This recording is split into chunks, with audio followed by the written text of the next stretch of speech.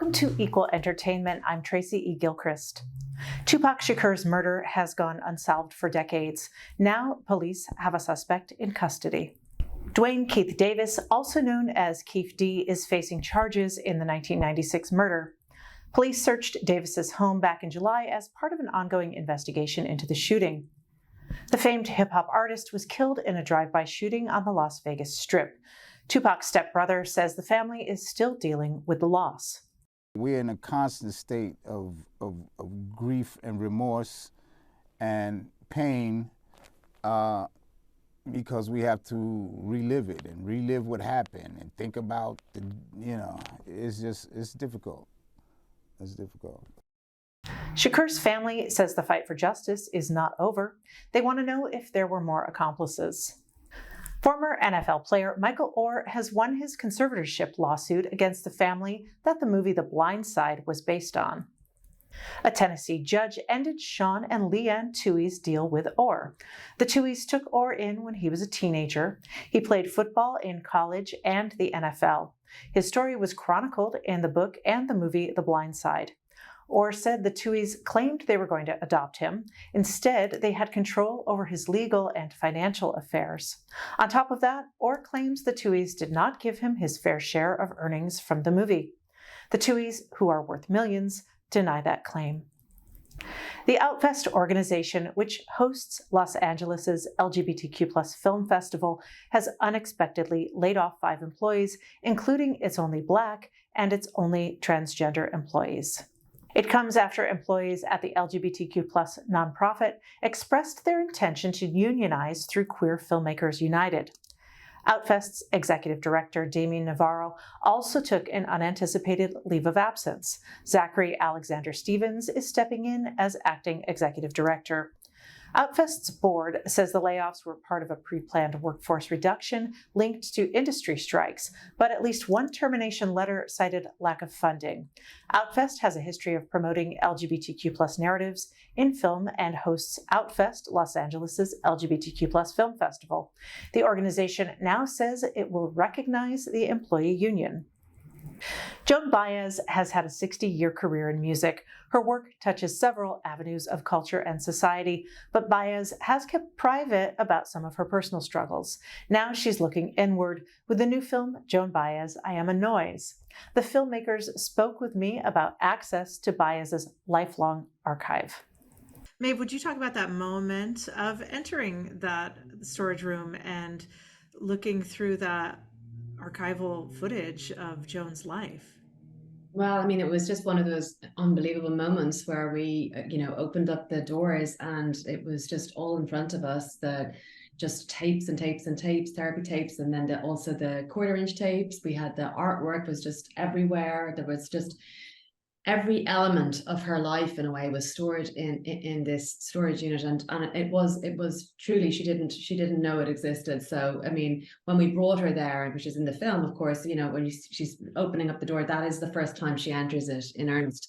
But in any case, it just was filled with all of her artwork from age 5 onwards, all through her life, letters, diaries, and everything had its own kind of arc. Everything had its own story to tell, and so it was just this. It shifted the whole arc of the film for us, and we realized that we could immerse ourselves in it and bring the audience into a much more immersive place, and that therefore shifting back and forward between past and present would be more seamless and a little bit more dreamy was what we were going for, and so that was kind of where we kind of ended, once we got dove in.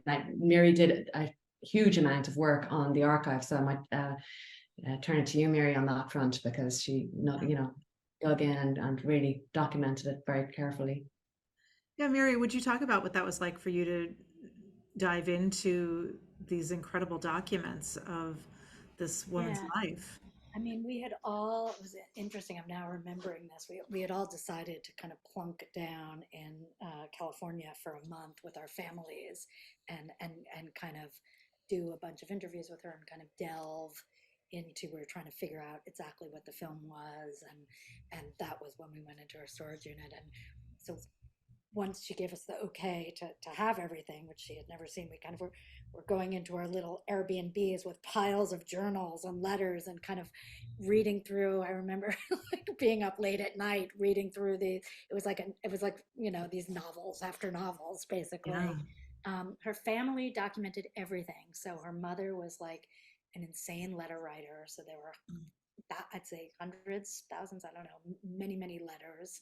Her father both audio taped and videotaped home movies of the family. So there was all of that. Joan wrote letters constantly. So there was, boxes of communications between like her and David over the course of time that he was in jail, with these beautiful drawings throughout it all. And I think we decided that we wanted to, as much as we loved the contemporary story of her last tour, Yeah. we wanted to kind of delve into her past through this primary material. Mm. I remember the first time I heard these audio tapes of her when she was in her young 20s, struggling with like how political she wanted to be and Mm-hmm. I want to start a peace movement, and I these imaginings of these fiery speeches she was going to give and have hundreds of thousands of people marching behind her, and this kind of, it was just this amazing voice from the time, and it gave me chills. And I think we wanted to be able to not tell her past through interviews contemporarily, but take her back and tell her past from the past as much as we possibly could. Yeah. So Wonderful. Yeah, thank kind you. of broke open the film for us, I think, actually. Yeah, I imagine. And then Karen, you say you've known Joan since the mid 80s and have a friendship, and I think that the film is really fascinating that much of it really kind of centers on issues around mental health and childhood trauma. And would you talk a bit about, speaking with your friend about some of these subjects that are potentially difficult? Yeah, I mean, I think we had lots of conversations, all of us, like, was she really ready to talk about this? Was she Yeah. ready to talk about it publicly? These were private, painful things that she hadn't talked about before. Yeah. So there was trust there. It was still conversations about, was she ready? How would it be received? Would she be changing her legacy? What, if anything, did she care about? And then how to handle it. I mean, these are what we wanted. There is, as you in the film, a trajectory to that. She's 4 or 5 having panic attacks and anxiety, and so you see over the course of her life these internal struggles and challenges that change over the course of the film and get darker and more difficult. But she's always, or stage fright, or the highs and lows, she's always kind of battled what she called her inner demons. Mm-hmm. But she was ready as she hadn't been. And so I think, as filmmakers, and for me as her friend, we just wanted to handle it with as much kind of care as we could, but honesty, to be fair, to lay it out. It's a complicated story to tell, but we wanted everybody's point of view to be represented, and Joan knew that and was okay with that. And we wanted it to have context, so that by the time, so that it was a piece of the film, that it didn't overtake the film, but that it was one part of her story that revealed important things about her and her life. And we wanted, more than anything, not to make it sensational, and make it earned, so that it just came out of the film rather than this sudden surprise in the film. So you can call it a new wonder of the world. The new MSG Sphere is open to visitors on the Vegas Strip, and its first show did not disappoint. It's unlike any concert venue on Earth. It's being billed as the world's largest spherical structure, 366 feet tall and 516 feet wide.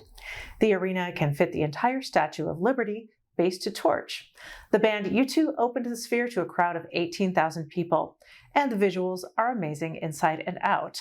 The 160,000 square foot screen and arena cost over $2.3 billion to build, similar to the cost of most modern arenas and stadiums.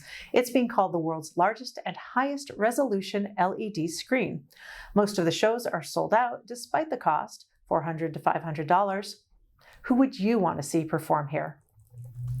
You can watch the Advocate channel live by downloading our app in the Apple or Google Play Store. You can also subscribe to our YouTube channel.